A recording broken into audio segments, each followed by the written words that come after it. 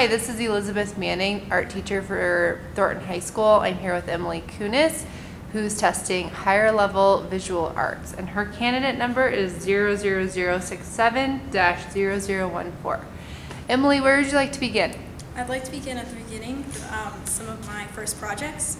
So this is my first project that I ever made. It's Day of the Dead tumblers, and I made these by using slabs and hand building them, and then sgraffitoing, which is scratching the designs onto it. And these are Day of the Dead tumblers, like I mentioned before.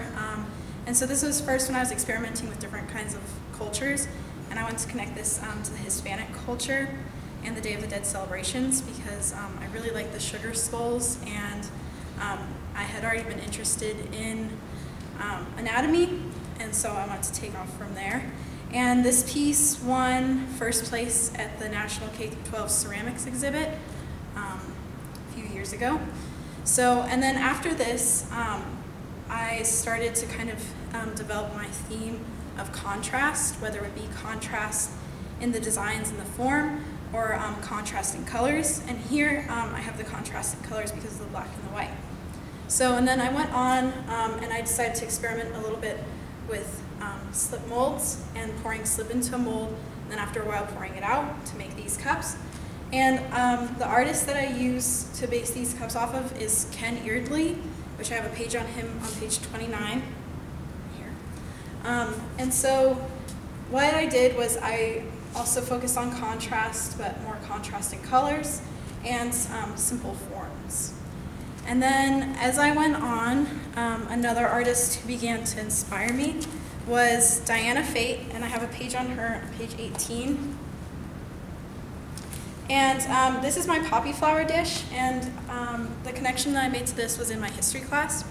We were learning about the opium trade, and that just was something I was very interested in, and so I decided to create a piece on this.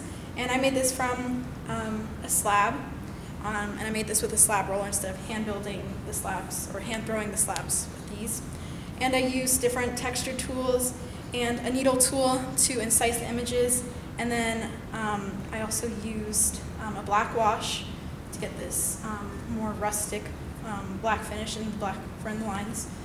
And yes, that's one of my first pieces where I was also experimenting more with the contrasting colors. And then also using Diana Fate as an influence, I went on to make these horse skeleton plates. And here I returned back to anatomy.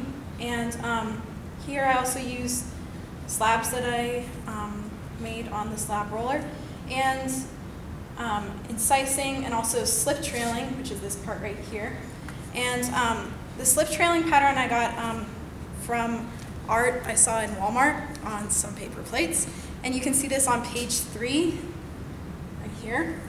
And this is when I wanted to start progressing on to make sets. And as you can see, my set of plates isn't very even. But this was also one of my first projects that I started working on. And then I went on to make more non-functional pieces. And I made this piece called Birth. And I made this by using two bowls and hand building it to make the pods, and then rolling out coils and attaching them to make the little tentacles. And I also, the tray, I painted to make it look more rustic, and I spray painted rice to put in the center. And then this piece won a Scholastic Gold Key for the Colorado region a few years ago. So, and from this piece, it really inspired me for a while to go to the more non-functional hand building side of pottery. And I went on to work on a couple different pieces at once. So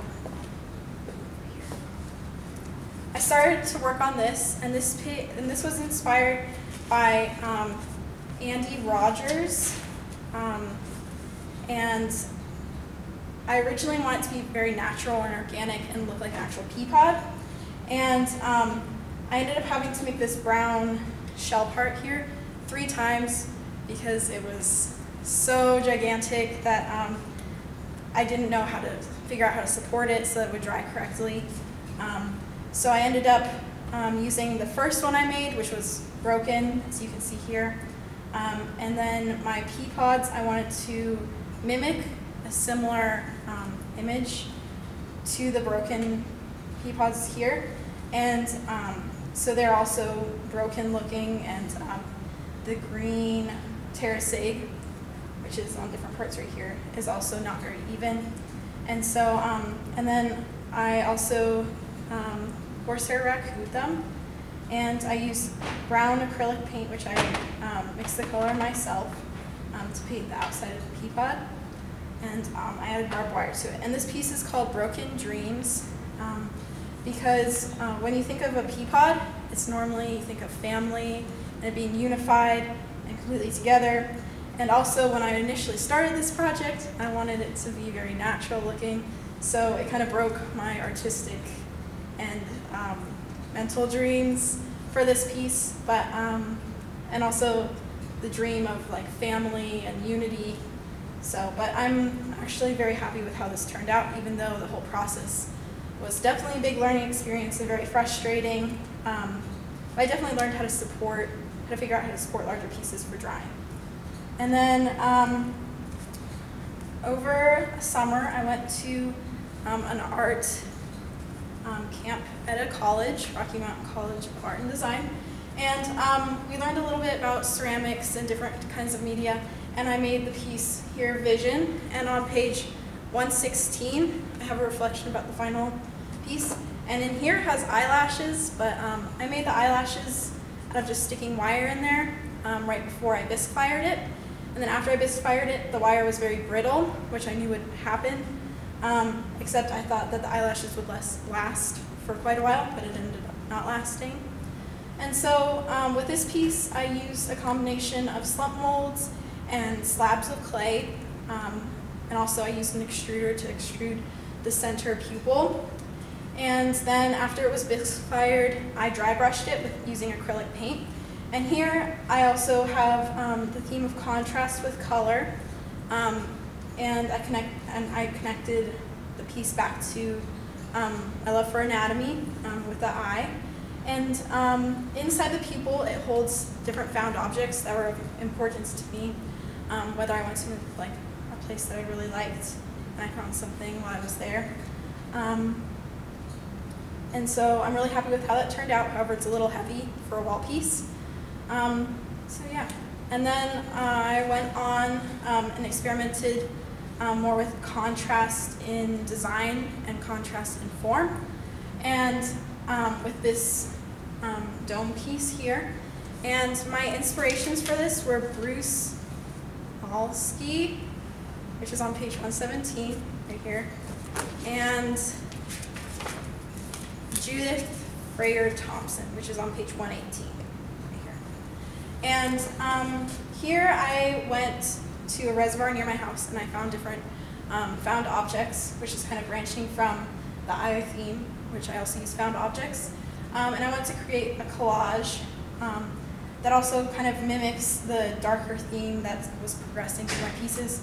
And so inside I have objects such as bones, wire, beads I found, and nails, and I also found a pair of mummified bird's legs, which I stuck in there too. So, and I'm really happy with how it turned out, and it was nice to take a break from ceramics and try something a little bit different and go outside my comfort zone. And then after this past summer, I decided to go into throwing. And I had thrown a little bit before, but I'd never actually pursued it, and this year I went to actually pursue it. So one of my first projects was throwing a set of plates, which I'm really surprised how nicely they turned out. But I wanted to continue the contrast between surface design and form, and also the contrast in colors. And here I threw plates and I trimmed them, which was one of my first trimming experiences. And then I also used different tools and surface tools and stamps to create the designs on the plates.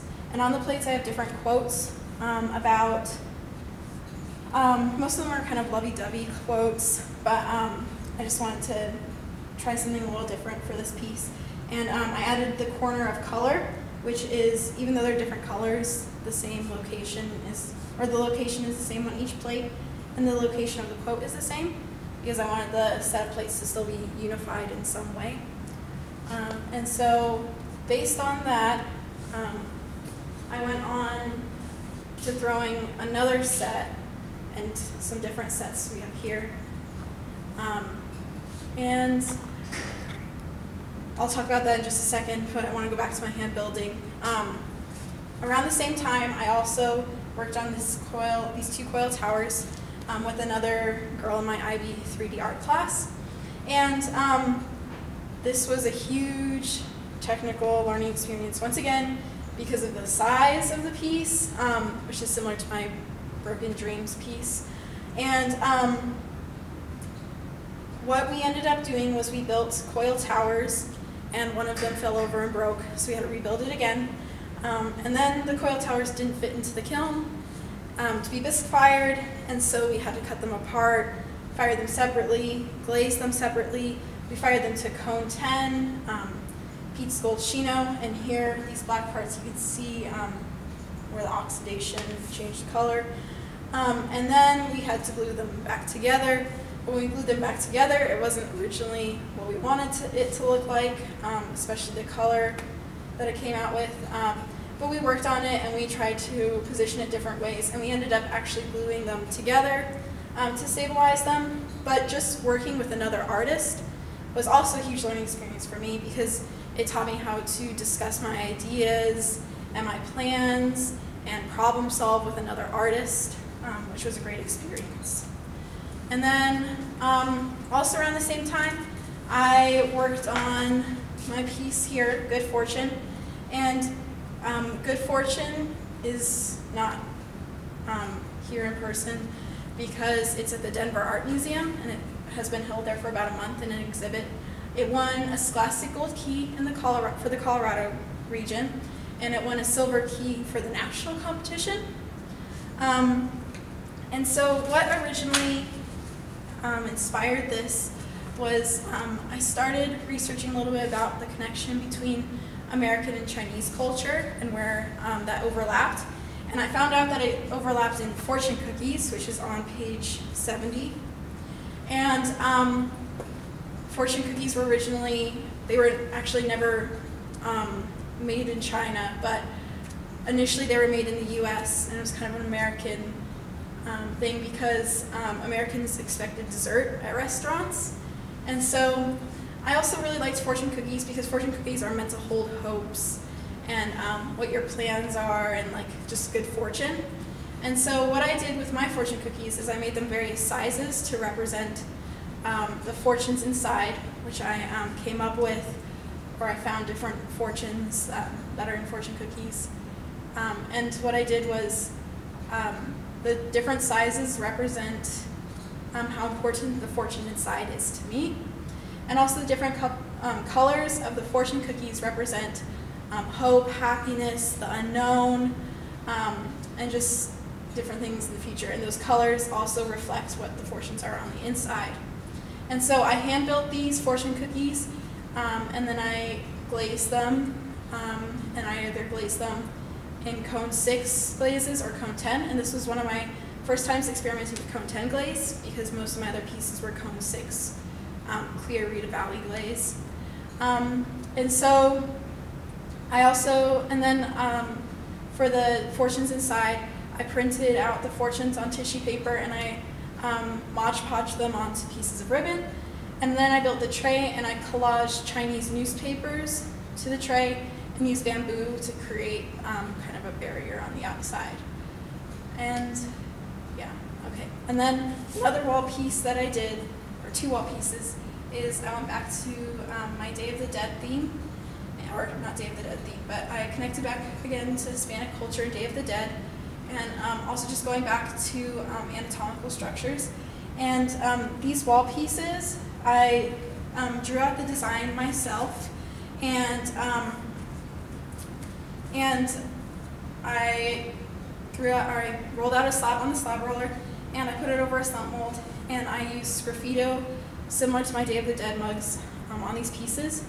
And this was one of my last wall pieces, or hand-built pieces that I made.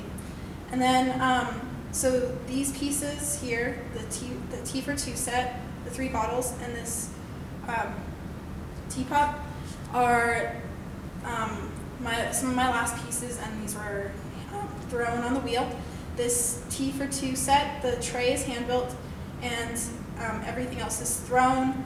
I created the teapot using a closed form and cutting out the lid.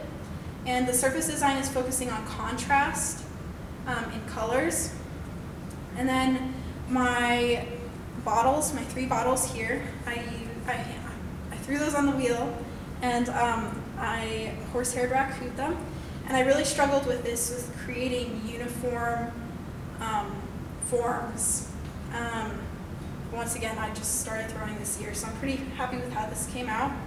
And then my teapot, which I created here, was also thrown on the wheel, and then I pulled the handle, and I created the knob through hand building.